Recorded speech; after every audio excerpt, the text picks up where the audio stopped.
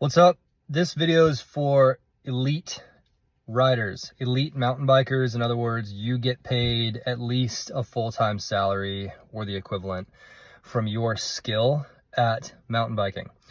And I'm going to talk with you today about why decoupling your income from your skill set is the easiest way for you to make money from riding your bike. And I'm going to try to break it down in 3 different ways. So watch to the end. Hopefully this is valuable.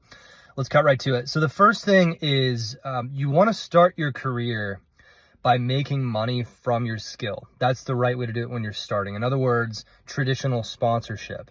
In other words, paid to show up at an event. In other words, coaching or, hey, brand deals where if you show up on Red Bull TV and you present the logo for a certain amount of time, you get a certain amount of dollars.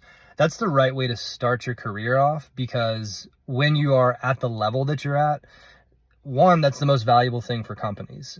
Companies need brand, companies need exposure, and it helps them sell their thing. Therefore, you are valuable to them. And you want to do that as long as you can.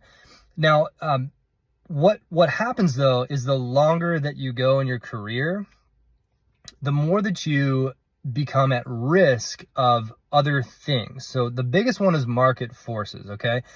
I've seen this with a couple athletes. I don't name names, no purpose in that. What happens though is the market, what they need you for, can change, okay? So it doesn't mean you need to stop those traditional brand deals. It doesn't mean you need to stop traditional marketing for these people because you're already good at it, right? Now, the thing is, though, if the market changes, you have no control over that. You're not lobbying the government. You're not going out there creating jobs for people. You're shredding, having a good time, which we want you to focus on that. So what happens, though, is the problem is when the market changes, at best, you make 80% of what you used to make doing a little bit more work.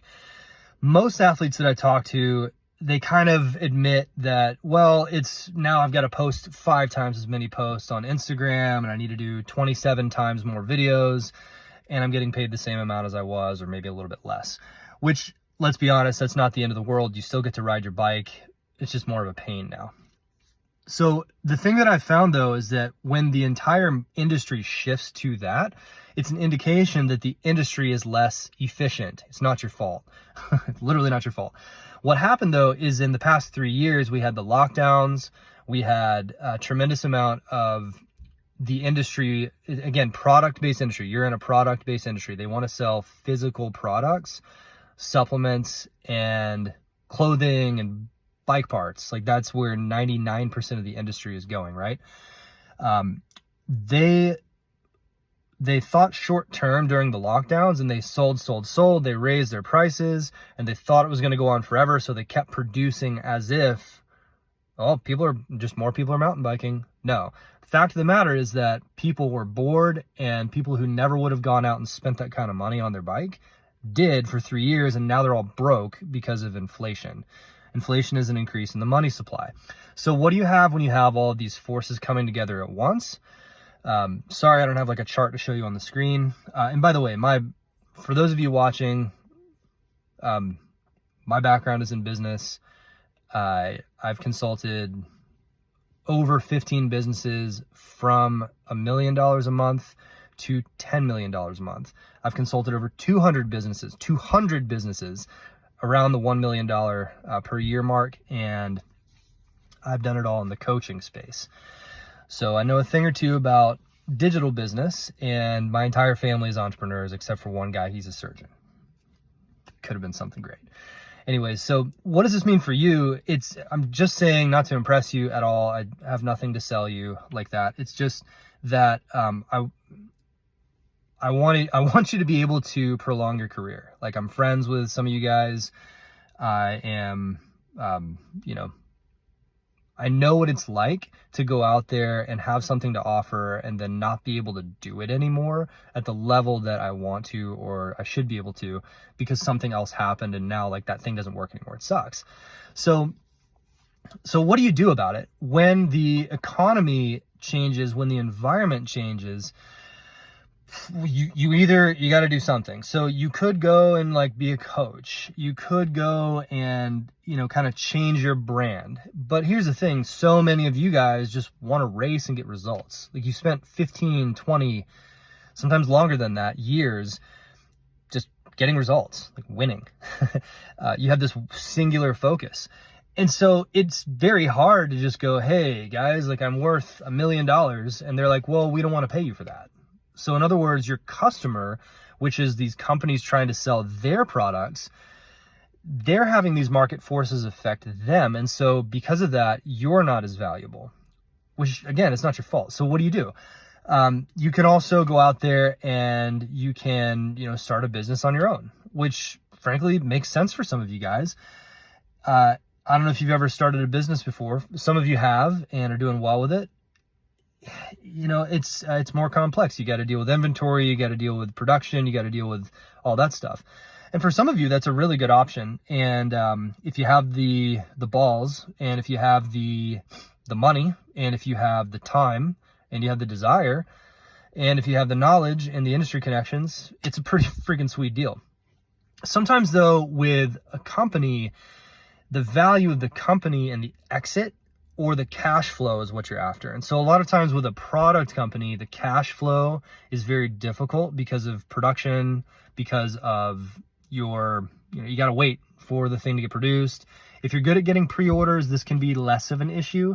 Then you get to, again, let's say you get through that with the pre-orders. Now you've got to run into economies of scale. Okay, great. Well, I need 3,000 of them, but I don't have any money to buy it. Okay, great. Now you're a businessman. Wouldn't you rather race? You know what I mean? Wouldn't you rather create value in a way that makes sense for you? So this is something that I learned from running businesses, is that you literally have to be a full-time everything. You have to be a full-time advertiser, copywriter, relationship builder. You have to be managing inventory. You have to be, managing people. It's like, that doesn't sound like riding a bike to me. So long story short, what can you do? Okay, well, the final challenge is you could also, partner up with brands. And the issue with this a lot of times is that, again, they're still subject to those same market forces that the, whatever companies are out there. They're going to drop you as soon as they don't see you as being valuable. One way to do this, and this is where I would be looking.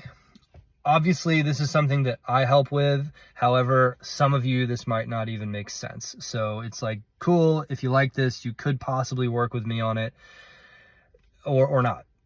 Again, the purpose of me making this video is not to sell you on working with me. It's more like, well, cool, if I get one person to work with me and 9 others to go out and have a better stable income so they can focus on writing and doing the fun stuff they like, then that's helping me hit the goal.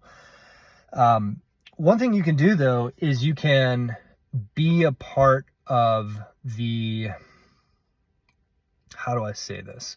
Should have done my homework. What you can do is you can be a part of a company that's a little bit immune to those forces. In other words, you can be part of something that's not necessarily in the product economy. Okay? So the way I think about it is, okay, well, what's the thing that people are going to buy, whether the economy goes up or down or sideways or whatever? Cool. Well, honestly, it's not like some secret product. It's not like some new shiny thing. It's actually the opposite of that. It's like, what's the thing that people have always been buying? What's the thing that they've always needed? And what you actually need to do is, instead of going wide, you need to narrow down. And so what I've done with my business is, for example, I launched Mountain Bike Academy twice. The first time I got a 10x return on my money. The second time I launched it, I made $42,000 in 30 days. And what this means is that I was able to super hyper focus in on a very tiny niche in the marketplace that had a super strong desire. It wasn't being solved or fulfilled. And what I did is I literally just found people that weren't being served. That's the key. How many bike brands are there? How many frame companies are there? How many shock companies are there? How many grip companies are there? How are you going to go out and beat Cane Creek? How are you going to go beat Deity? How are you going to beat SRAM and Shimano? How are you going to beat Fox? How are you going to beat Öhlins? How are you going to beat RockShox? That is the definition of a bloody ass red ocean. There are so many sharks in there tearing up whatever flesh is left of whatever creatures in the market, that if you try to go compete with them, you're not competing for customers, you're competing for a scrap. So do the opposite. Go to the ocean where it's just like no one's eating, like there's no red ocean. That's the first thing. So I kind of did that. Again, I'm assuming if you're watching this, you're not trying to create a product for yourself. You're like, okay, well, how can I ride my bike more and get paid what I used to get paid back when things were a little bit easier to get paid as a creator? So what you need to be thinking though is, okay, where are the blue oceans and where are the companies that are doing a really good job of serving those people in that blue ocean? I'm sure that there's some other ones out there. And when you think about that, you also have to structure a deal where, as you add the value you enjoy adding, you get paid more. In other words, you're decoupling your income from what you did at the race weekend. So let's say you go out and you have like a horrible season because you broke your back or you broke your hip or you broke your neck or you like had major surgery that you've been putting off for 3 years and now you got it, and like you're just kind of, not able to win this season. Okay, great. Cool. So do that and then go talk about your struggles. Maybe you enjoy talking about what you worked through. Maybe you enjoy sharing some of your insights as you kind of throttle down a little bit. Cool. Well, okay. One way that you could do that is, how could you make money from just sharing your actual journey? Because most of the time what happens is, you get I'm being real points for being like, hey guys, tough injury. Here's what I'm keeping my head up, thumbs up, Red Bull. And Red Bull's like, great, thanks. You kind of can't go wrong, but it's like, how many athletes are getting paid? You tell me how many athletes are getting paid what they were 10, 15 years ago when the sport was like growing significantly and all you had to do is show the Red Bull logo. I don't know how valuable that is now. The point is, what if you could just show up for 10, 20 minutes, share your insights, share some things you've done before, something you already enjoy doing, and get paid really, really well for that? Okay, well, that works in a blue ocean. Why? Because someone in a blue ocean isn't a huge company. They don't have the credibility that you carry. And your brand goes a lot further for a company like that. Okay? So for example, when I partner with athletes, I'm able to pay extremely high dollar for their time if they want to give me their time. I'm able to leverage their brand harder because I can charge more without the overhead of a Giant Bicycles or a Specialized Bicycles. I'm able to say, hey, look, if we work together, instead of me paying you 1%, I can pay you 25.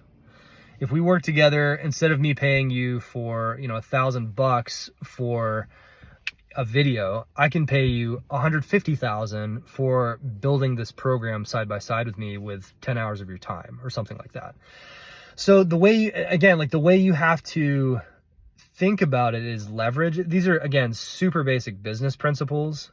And I know that, I know this is like a super raw video. I'm filming this because I have an hour until my son's, eat lunch with the teacher at his school. He's 5. And I was just thinking about some of you guys and wanted to make this video. I'm not trying to get a lot of likes and views and shares. I'm just trying to, I'm on the inside of business here. I've been doing this for 12 years now, and I've done it the wrong way a couple times, and it's really hard. I've gone out and like knocked on doors to try to sell other people's stuff that nobody wants. Literally, it's embarrassing. I hate it. It feels bad. It makes me feel like I'm a no name. Like I'm not a famous guy. I'm not doing backflips at Rampage, but I'm a dude and I care about my brand. I don't want to be ashamed of what I do. I've been out there. I've done it before. It sucks. And the last thing that you want to do is, promote a brand that you're not stoked about, that you feel like, oh, I don't know about this. Like, are people really going to get value from it? Or do I really want to associate with this? I've done that before, and it literally makes you feel like a piece of trash. It's the worst. And I've also done things where it's like, no, this is mine. I created it. People are going to get value from it. And they've said, thank you. I wouldn't be at this place unless it were for this thing you did. And that feels great. So, you know, that's the last thing I'll maybe leave with you. It's okay, well, maybe you've decoupled your income from how well you did this weekend, which again is a good thing, because if you do that, it's like your results are going to go up and down. There's no athlete that's at the top every single day of every, like, it just doesn't happen. Like, that's not, that's the goal, but that's not what happens. So how do you win even when you're not literally on the top of the podium, number one, every single weekend? Cool. Well, also, you don't even race all year round. You can't even produce content like that all year round. You got to pull from the B-roll. So how do you decouple your income from your results without doing things you hate? That's the question. So that's number one. And then number two, again, it's find the blue ocean companies who are able to give you more value because your brand goes further with them. That's who you need to find. That's big idea number two. And the big idea number three is, and this is the final piece, it's you want to partner with companies where you're like, well, I kind of wanted to do that on my own, but I didn't want to have to do all that other stuff. And again, like if you really want to build like a frame company or bar, I haven't talked to, what's his name? Brett Reeder yet, but like I'm assuming he likes making the bars and the seats that he makes and whatnot, like Tidal. It looks like he actually cares and likes that stuff. So if that's you, you know, I'm not competing with that. That's awesome. If you like that stuff, do it. And take a look at how can you partner with companies that do the stuff you hate, that need the stuff that you're good at. For some of you, that's like, maybe you like coaching, but you don't want to own a coaching company where you're like managing 50 coaches and, you know, running a calendar and, you know, getting asked 300 times a day, what do I do with my arms? Like, what about body position? You know, that can be a little, right? It's a little fun. Not really.